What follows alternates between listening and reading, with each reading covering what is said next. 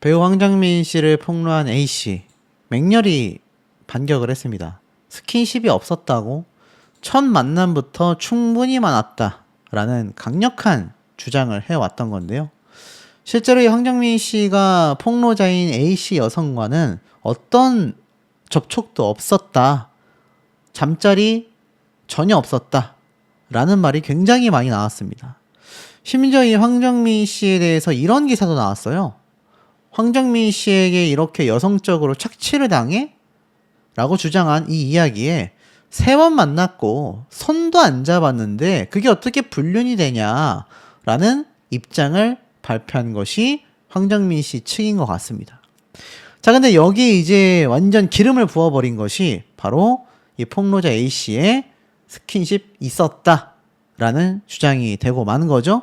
그래서 이 내용을 좀 제가 한번 살펴보면 인스타그램에 이런 글이 올라왔습니다. 부적절한 관계를 맺었을까? 이 황정민 씨와 여성은 총 3차례 만남을 가졌다. 3시간, 2시간, 30분을 만났다. 육체적인 관계가 없었다. 손을 잡지도 팔짱을 끼지도 않았다. 키스도 하지 않았고 관계를 갖지도 않았다. 스킨십 자체가 없었다라고 이렇게 기사가 난 겁니다. 근데 여기에 대해 여성은 강력하게 비판을 했어요. 일방적인 추행도 스킨십에 들어간다면 바로 저 공항에서도 있었다. 반박 작성하려고 기사 펼쳤는데 황정민은 만나이, 나는 만나이가 아닌 것으로 쓰는 건 도대체 무슨 경우냐? 황정민은 2026년이고 나는 그전 정권 나이냐? 한 살이라도 한쪽은 어리게 한쪽은 늙게 만들려는 의도가 아닌 이상, 참고로 엄밀히 얘기 말하면 첫 만남에도 스킨십은 충분히 술집에서 나와 택시로 타러 가는 그 시장 골목 내내 이어졌다. 이것 때문에 놀라서 진도를 못 나간다.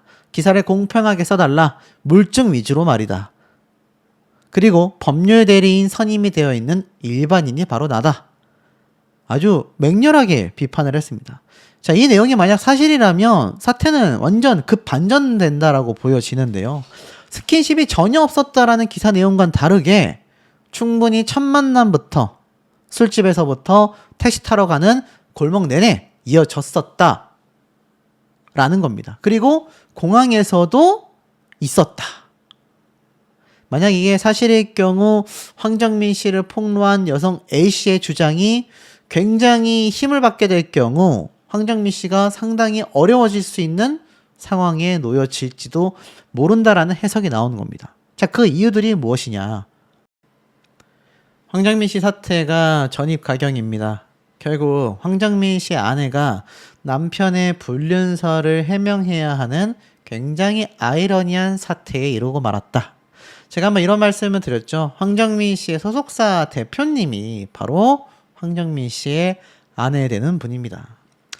이 배우 황정민 씨를 둘러싼 사생활 의혹이 계속 법적 공방으로 커져가고 있는데 그의 아내인 소속사 샘컴퍼니 김미 대표가 이제 배우자인 동시에 소속사의 대표라는 역할이 겹치면서 남편을 둘러싼 불륜설 의혹을 해명해야 하는 상황을 맞이하게 되었습니다.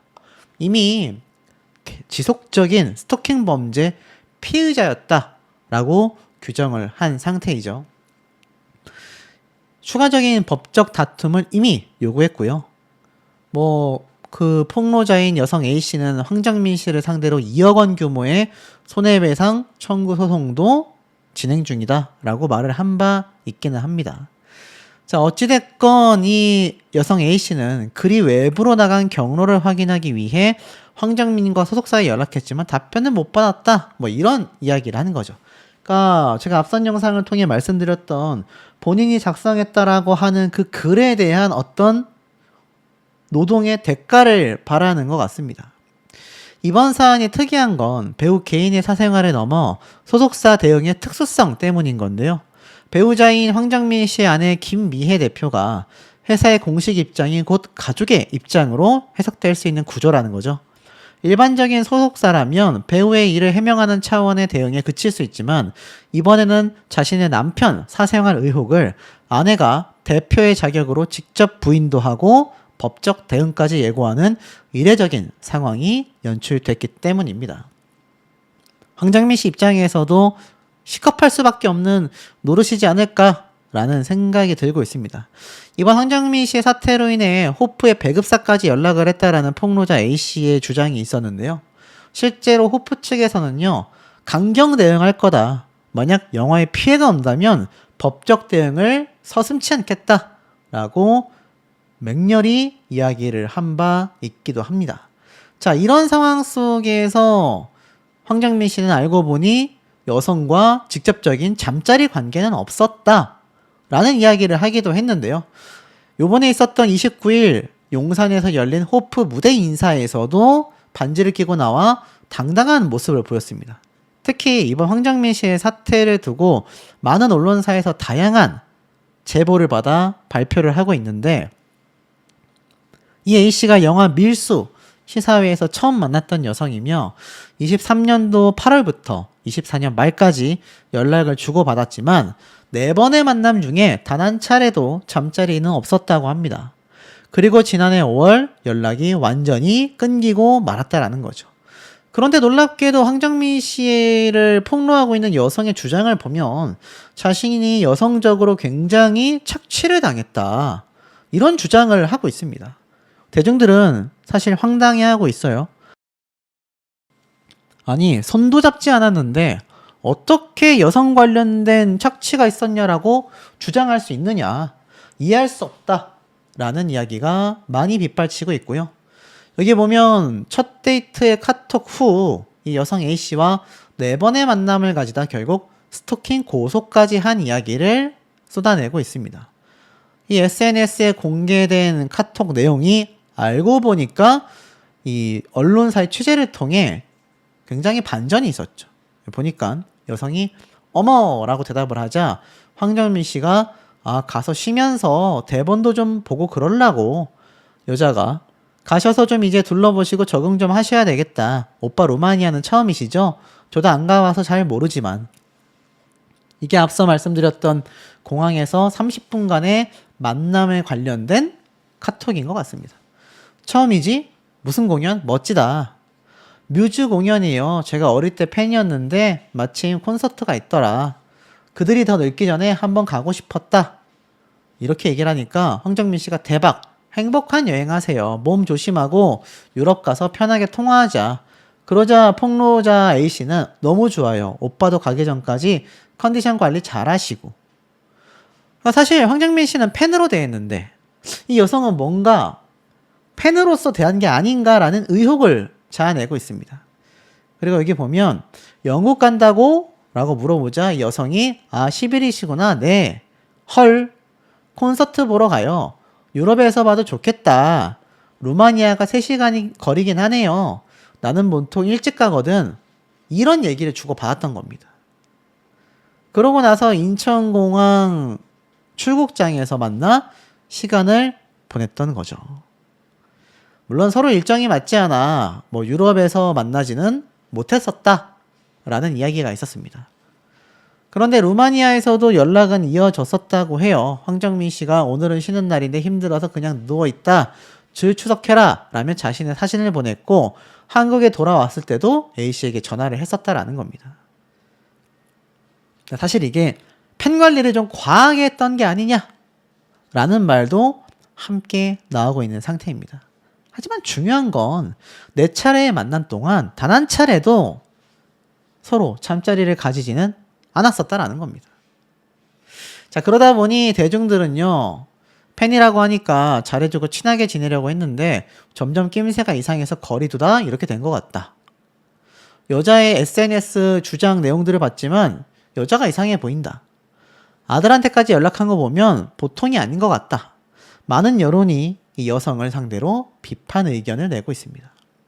그 와중에 추가적인 카카오톡 내용도 또 공개가 됐는데 단독 기사가 하나 올라옵니다. 오빠 덕분에 너무 재밌었어요. 고마워서 밥 사려고요. 이 황정민 씨와 여성 A씨의 스토킹 대 착취 공방의 전말이 종합적으로 설명이 되어 있는데요. 자, 내용을 보겠습니다.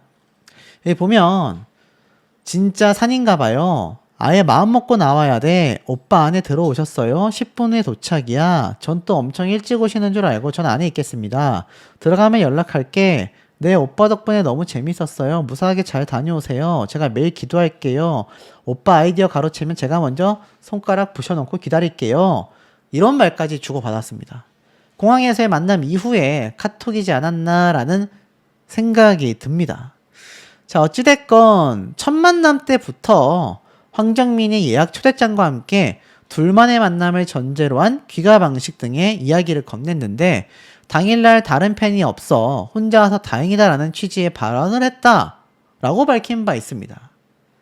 그러면서 이 자리에서 사적인 감정 관계를 나눴고 이렇게 남녀 관계에 대한 내용이 포함된 대화를 시도했고 배우자와 관련된 사정을 포함해 이야기를 꺼내놨다 주장을 했는데 애당초 황정민 씨는요, 해당 자리가 여러 명의 팬들과 함께 만나는 자리인 줄 알았었다라는 겁니다. 결국 사업이 제대로 진행되지 않았던 주류 관련 디자인도 큰 문제가 된 거죠. 이 당시 때 또 다른 카톡을 보면 뭐가 이쁘긴 근데 벌써 촬영 시작했나봐요. 오빠 힘들겠다.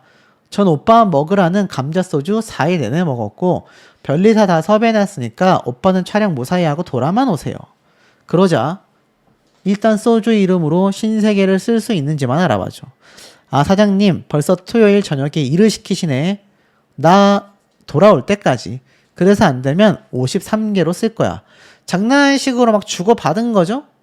자, 그러면서 이렇게 자신이 만든 PPT 관련된 걸 쭉 보낸 겁니다. 그래서 오빠 시간 날 때 보시면 돼요 라고 했는데 황정민 씨가 이때 아, 그렇구나. 빨리 디자인 해봐야겠네. 일단 심심풀이로 대충 해봐요. 서울 가면 같이 만나서 상의해볼게. 그러니까 확실하게 확정됐던 건 아닌 것 같아요. 근데 이 여성은 디자인 전에 호칭만 확정되면 먼저 밀어 넣어봐야 할 것 같네요. 저는 자료 찾고 있을게요. 고맙다 천군만마했는데 황정민 씨가 진심이었건 장난이었건 여성에게 사업과 관련된 희망 고문을 했다라는 의혹이 있을만 합니다. 내용을 보면. 근데 사실 사업이라는 게 그렇잖아요. 하다가 빠그라질 수도 있는 거고 더 잘 될 수도 있는 건데 이걸 가지고 이제 이 여성은 주장을 하는 겁니다. 내가 굉장히 노동 착취를 당하게 되었다. 자, 그러다 보니 실제로 A씨는 황정민 씨와 둘만의 블로그를 운영했었다. 거기에 게재된 내가 쓴 글 100개 중 모 문학상에 응모한 단편소설 2편을 포함해 10개의 글이 유출됐다라고 주장을 했습니다. 자, 어찌됐건 황정민 씨 측은 동일해요. 그냥 달래기 위해 일부러 연락을 받아줄 수밖에 없었다. 이렇게 말한 겁니다. 그러면서 A씨가 제공한 내용을 또 보니 황정민 씨가 편지가 예술이네. 글이 어쩜 마음에 박히냐. 고맙네. 오빠가 읽어주셔서 제가 감사하죠. 오빠 생일 새벽 3시에 쓴 건데 사실 전 쓰고 지금 무슨 말 했는지 기억이 잘 안 나요. 너무 길게 안 쓰려고 했는데 안 읽으셔도 괜찮다 생각하고 썼는데 시간 들여 읽어주셔서 너무 기뻐요. 옷 하나하나 입고 사진 찍어서 보여줄게. 로마니아 가서 입으려고. 향도 숙소에서 피워야지. 선물을 받았던 것 같습니다. 그러니까 여성이 오빠 인증부담 진짜 갖지 않으셔도 돼요. 입고 사진 보여주신다면 제가 말리진 않겠지만 이라는 내용을 주고받은 거죠. 그러니까 황정민 씨가 이 여성과 연애를 했다라고 주장을 하기에는 뭔가 좀 부족해 보이는 게 많은 것도 사실인 걸로 전 좀 생각이 됩니다. 근데 또 여자 입장에서는 오해를 할 만했느냐? 오해를 할 만도 했죠. 근데 이게 어찌됐건 당사자인 황정민 씨가 난 그런 거 아니다라고 만약에 했다면 여성이 받아들여야 되는 부분도 있지 않았을까요?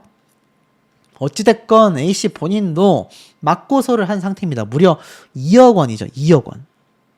자, 하지만 황정민 씨는 여전히 스케줄을 예정대로 소화하고 있는 상태이며 앞에 말씀드렸던 호프 제작사는 해당 행위를 영화에 대한 의도적 가해로 판단하고 강력하게 대응할 것이다. A씨에 대해서 명확하게 입장을 발표를 했습니다. 자, 그러다 보니 결국 대중들의 반응은 많이 기울게 됩니다. 황정민은 별 감정 없는 말투와 내용으로 보여지는데 카카오톡 캡처를 보니 여자가 더 추근된다. 이런 게 고속감 아니냐? 아내 이외에 어떠한 여자에게서 오빠, 자기라는 단어가 나오지 않게 해야 한다. 여자가 혼자 착각을 한 것 같다. 황정민은 여지를 주는 말 따위는 하지도 않았다. 자, 그래서 이런 걸 오해해서 스토킹을 한다라는 건 이해가 되지 않는다. 황정민 씨의 억울함을 풀어야 한다라는 의견이 상당히 빗발치고 있는 겁니다. 여러분들이 보시기에도 비슷하게 느껴지십니까? 아마 황정민 씨가 정말 억울하게 스토킹 피해를 당한 거라면 이 사태가 불거졌다라는 것 자체가 굉장히 큰 부담감으로 저는 좀 작용을 할 거라고 생각이 들고, 특히 황정민 씨가 아내에 대한 굉장한 애틋함과 아내를 챙기는 모습을 워낙 그동안 많이 보여줘 왔었음에도 이런 사태를 겪었다라는 건 심적으로 상당히 격분할 수밖에 없다라고 생각이 됩니다. 문제는 여기에서 끝나는 사태가 아니었다라는 거죠. 끝내 자신을 스토킹 범죄로 형사고소를 하였다. 이 사건은 현저한 권력 비대칭 속에서 일어난 정서적, 여성적 착취이며 노동 착취라고 생각한다. 황정민 씨의 의도와 무관하게 저는 정서적 박탈감, 여성적인 수치심, 대가 없는 노동으로 인한 소진 상태를 지속적으로 감내해야 했고, 자신의 이름과 대표작을 사업에 내놓을 수 있는 사람이었으며, 다른 한쪽은 그 사업에 자신의 시간과 기술을 투입해야 하는 사람이었다. 그러면서 자신이 할 일은 남아 있었다. 시장조사와 디자인 및 상품기획, 상표조사, 30편의 소설 등 집필. 하지만 관계가 끝나자 그에 대한 정산도 설명도 일체 없었다. 이런 관계에서 권력의 우위에 있는 쪽은 어떤 관계를 시작할지, 어떻게 유지할지, 끝낼지를 정할 수 있다. 그 관계가 업무적이든 공적 관계든 친밀적 사적 관계든 끝난 뒤에는 그 관계가 무엇이었는지도 사후적으로 규정한다. 그렇지 못한 쪽에서 할 수 있는 것은 설명을 요구할 수밖에 없다. 그리고 설명을 요구하는 행위가 어느 순간 스토킹이 되었다. 이게 행위 요건이 충족되지 않으면 성립되지 않는 범죄라고 말을 합니다. 나는 설명을 요구했을 뿐인데 가해자가 됐다. 상대방의 요구로 쓴 창작물이 그의 만족을 위해 소비됐지만 그 이후 같은 창작물이 스토킹 고소장에서 저의 집착, 망상의 증거로 제기가 되었다. 같은 노동이었지만 소비가 될 때 황정민 씨를 위한 것인 반면 공격할 때는 저의 범죄 혐의가 된다는 사실이 창작을 업으로 하는 사람으로서 견디기 힘들고 불합리하다라고 말을 했어요. 그러면서 통화 내용 역시 황정민 씨가 먼저 자신에게 전화를 걸어왔다고 합니다. 8개월 앞선 24년 2월 제 연락부터가 스토킹 범죄라고 주장을 하고 있다. 황정민 씨는 24년도 2월부터 자신에 대한 스토킹 범행이 계속되고 있다고 주장을 하며 그로부터 8개월이 지난 시점 제게 먼저 전화를 걸어 사적이고 내밀한 발언을 하였다. 그 다음 해인 25년도에도 제게 먼저 전화를 걸었다. 공개 과정에서 저는 통화의 앞뒤 일부와 저의 목소리를 덜어낸 것뿐이다. 저의 사생활이 함께 드러나는 것을 피하기 위함이었다. 황정민 씨의 발언은 그대로이며 고치거나 없는 말에 넣지 않았고 통화 전체의 원본 녹음 파일과 녹취록은 이미 증거로 법원에 제출이 되어 있다. 영화와 제작진에 대하여도 제가 문제를 삼는 건 황정민 씨에 대한 것뿐이다. 검토를 요청해달라. 이 사건이 스토킹이라는 절차적 사건 하나로 가릴 수 없다. 나머지는 법정에서 밝히겠다라고 말을 했는데, 자, 여러분 어떠십니까? 공감이 되십니까? 저는 중립적인 입장에서 여정이 이 여성분이 어떤 말을 하는지 조금 판단하기가 매우 복잡하고 어려운 것 같아요. 논지는 뭡니까? 나는 황정민 씨와 연락하고 주고받았는데 그 관계에서 뭐 어떤 여성적인 착취가 있었는지는 모르겠거든요. 근데 그걸 빼놓고 본다 하더라도 노동력을 착취당했다. 소주 사업, 소설 이런 거 했는데 왜 황정민 씨가 왜 노동력에 대한 정산을 안 해주냐. 결국 이 이야기인 것 같거든요. 근데 문제는 그 수준에서 끝나지 않았다라는 겁니다. 여기 보면 드디어 디스패치가 한 번도 틀린 적이 없다. 자, 뭐라고 했느냐. 서사에는 인과관계가 있다. 내가 황정민을 괴롭힌 게 아니다. 황정민이 내가 삶을 포기할 정도로 괴롭혔다. 그러면서 쌍방이란 단어를 꺼내기도 했습니다. 황정민은 내가 다시 극단적 선택을 시도할 만큼 가혹하게 굴었다. 우리 둘의 관계는 쌍방일 수 있지만 먼저 한 건 황정민이다 라고 말을 했습니다. 문자를 보면 세상에 오빠 저 자고 있어서 몰랐어요. 문자 드려도 되는지 모르겠네요. 편하실 때 연락해 주세요. 오빠 누구누구가 스케줄을 맞추기 힘든 것 같아 굳이 얘기는 전하지 않았어요. 저만 알고 뵙는 걸로 할게요. 오빠도 조심스러우실 거고 자꾸 문자 드려 죄송해요. 그러자 황정민 씨가 아니에요. 태풍 조심하시고 질 좀 하세요. 톡 자주 해주세요. 너무 심심해. 라고 말합니다. 그러자 오빠가 저 까먹으실만 할 때 간혹 연락드릴게요. 라고 말합니다. 애당초 황정민 씨의 열혈 팬이었다라는 거죠. 황정민 씨의 무대 인사를 이 여성은 빠짐없이 따라다녔다고 합니다. 심지어 정우성 씨가 출연한 영화 보호자에도 참석을 했다고 해요. 황정민 씨가 온다라는 소식을 듣고 가는 거죠. 황정민 씨는 A씨 등이 포함된 팬들을 기억하고 있었다고 합니다. 너무 고맙고 나중에 밥 한번 먹자라며 전화번호를 넘겼다고 합니다. 그리고 그것이 2023년도 8월 달에 약속이 성사가 된 거죠. 자, 여성은 첫 만남 때 차 어떻게 하실 거냐? 가게 이름이 뭐냐? 땡땡입니다. 차 가져올 거냐? 택시 타려고 했어요. 에이, 내가 가져가야지. 첫 데이트인데 집까지 데려다 줘야지. 자, 이런 말을 한 겁니다. 그러니까 남녀 관계가 아니었던 거예요. 제가 예상했던 내용이 여기 딱 나오죠. 하지만 황정민 씨의 잘못이 있다고 합니다. 착각하게 만든 것. 첫 데이트인데 집까지 데려다 줘야지. 이게 문제였다라는 겁니다. A씨에 따르면 황정민 거죠. 그래서 23년도 당분간 연락하지 마라. 그래서 40일 동안 연락을 하지 않았고 그 기간에 극단적 선택을 시도했다고 합니다. 그러면서 황정민 씨가 연락하지 말라는 말이 너무 충격적이었다. 그래서 그런 시도를 했다. 내가 오빠를 되게 좋아했다. 아빠가 그걸 보셔서 깜짝 놀랬다라는 말을 합니다. 그러면서 이 당시 때 A씨가 황정민 씨 아들에게도 카톡을 보낸 거죠. 이런 일로 톡하게 될 줄 몰랐는데 미안해요. 하지만 방법이 없어요. 아버지가 저한테 잘못을 저질러 놓고 이렇게 제가 극단적 선택을 종용해서 그래요. 기사 나기 싫으면 빨리 저한테 연락하시라고 전해주세요. 이거 그대로 캡처해서 연락을 주세요. 전달만 부탁드릴게요. 차단 풀고 연락하라고 말을 했습니다.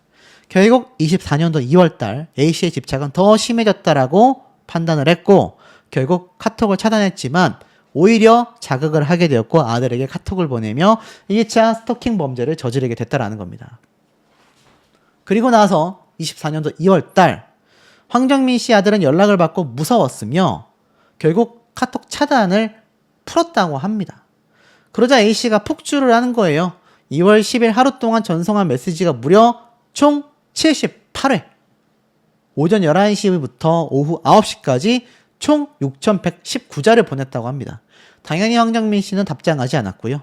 18일 통화 이후 약이 필요 없을 정도로 회복했고 조금씩 박살난 생활을 주워 담아가는 중이었다.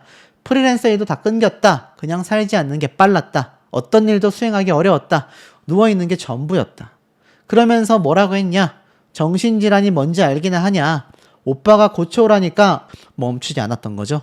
황정민 씨 아들 학교 공연도 관람을 하기 시작합니다.